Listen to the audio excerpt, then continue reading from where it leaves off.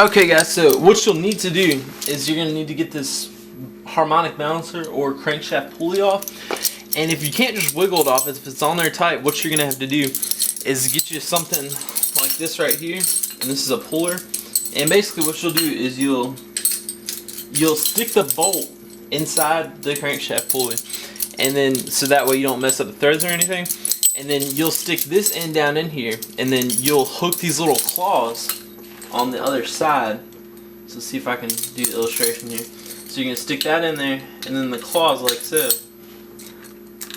And then you're going to run this piece down here. So the idea is you're pushing with this piece and while these claws are pulling. So that's going to help you pull the crankshaft pulley off. Then when you go to put it back on, remember, if you can see it there, down in there, there's a little notch, and that notch is what needs to be lined up inside there on the piece there, and you'll be able to see that, so you line that up when you go to put the bolt back in. Okay guys, and the next thing I did was, before I was telling you to line it up, but when you take the crankshaft pulley off, that bolt there, it's gonna mess it up a little bit, so just kind of use the crankshaft pulley bolt as a way to kind of get it generally there. And then what I did was I took a 17mm bolt, a 17mm socket in this ratchet here, and kind of stuck it on there on that camshaft nut, and I used that to get it back in line, so now it's perfectly back in line. Okay guys, and the next thing we need to do is go ahead and finish taking the 10mm bolts off here to get the rest of the covers off. You can see the two right up here, and then I think there's one or two down at the bottom, and then there's this cover over here to the left, which also has some 10mm bolts in, so I don't really need to show you that specifically. You can figure that out on your own. So get all those 10mm bolts off and that cover off, and then we'll be looking at the timing belts. Okay guys, and in case any of you are having any trouble finding any of the bolts holding the cover on, I just kind of took it off and set it down here. When you go to put it back on, just remember these two outside ones kind of slide on like that.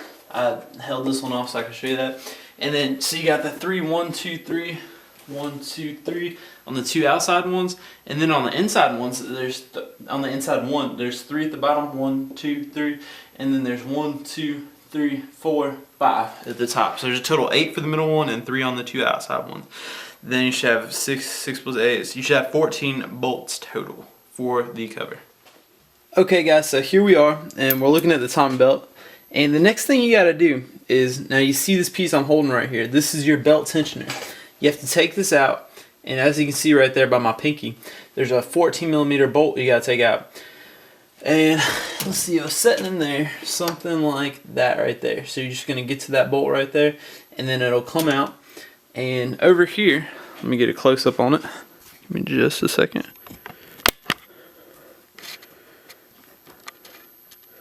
Okay, so now we're looking at it right here, and just remember there's a washer in the back, and then there's also a spacer. I can get the spacer to show itself. There's a spacer right there too, so just remember, make sure you got that stuff. And what we're gonna have to do is we're gonna have to go over to the bench, and we're gonna have to compress this little pin down right here, and we're gonna close that, and then we'll stick a pin through there. So when we put the timing belt back in, what we'll do is we'll put it back on and then pull the pin, and then it'll close back down on the timing belt. So I'll show you here over here in just a second over at the bench. Okay guys, so here we are over at the bench vise, and what I'm doing here, I'll do it this way so you maybe can see better, is we're just going to stick it right down in here, and we're compressing this piece back in there, and then we're going to stick a pin down in there. So, but you want to do it ever so slightly. So I'm just going to take my time and just barely compress it back in there, because if you just go ahead and go down on it real quick, you're going to break, you can ruin the tensioner here. It's a hydraulic tensioner, so just very slowly and easily there. So that's how we're gonna do it. Okay, now so I just kind of fast forward a little bit there. I want to make sure I didn't do it too fast, so I took my time. Make sure you do the same. Just push this thing down real slowly. So the next thing what I'm gonna do here is I'm gonna stick this pin. Well, it's a nail. And I'm just gonna stick it through there, and it'll pop out on the other side, and like it's done there. Just make sure you have enough left there to grab a hold of it.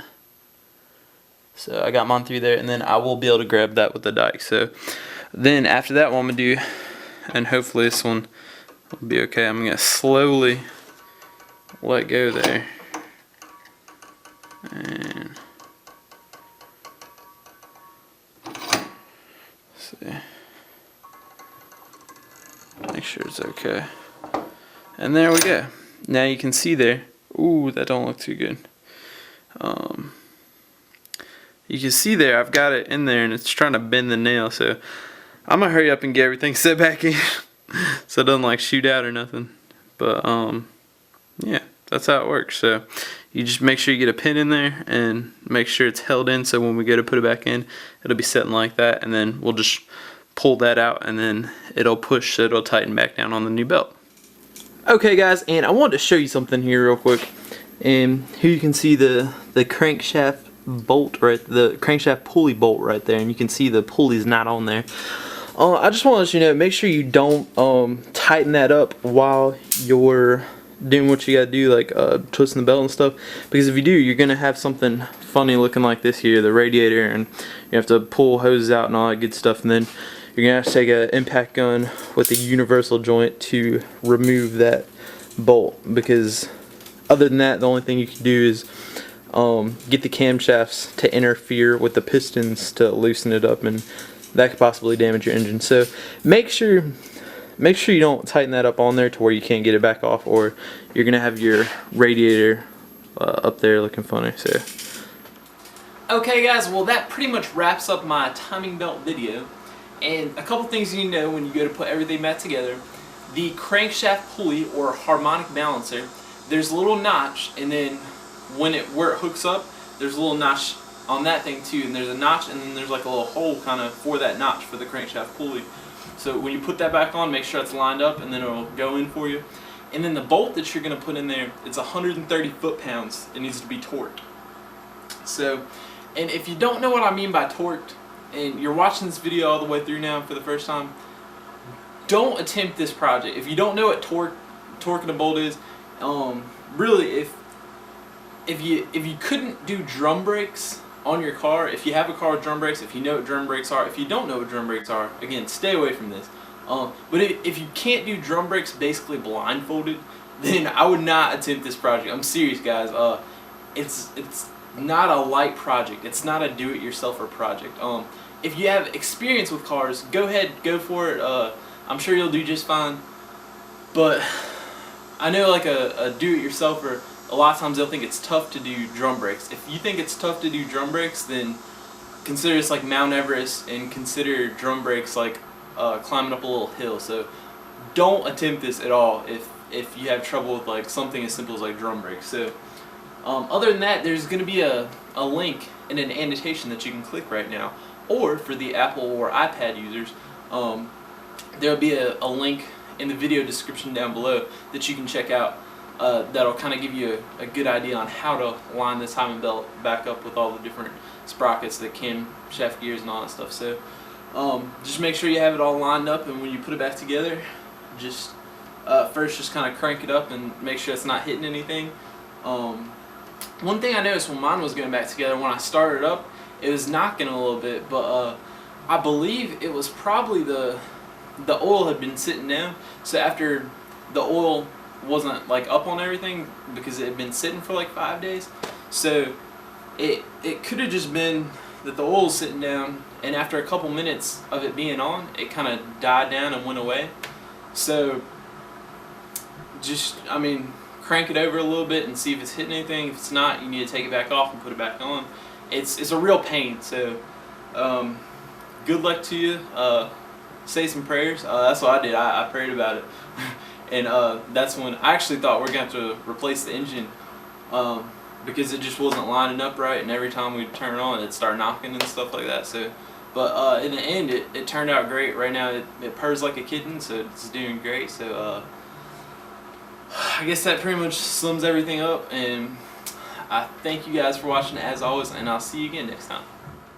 Well guys, unfortunately that's all the time I have for today. I hope you guys enjoyed this video just as much as I did making it. And fortunately, you can catch me again right here on Fixbook tomorrow on my next video. Just don't forget to subscribe, like, and leave lots of comments down below. Well, thanks again guys for watching, and see you tomorrow right here on Fixbook.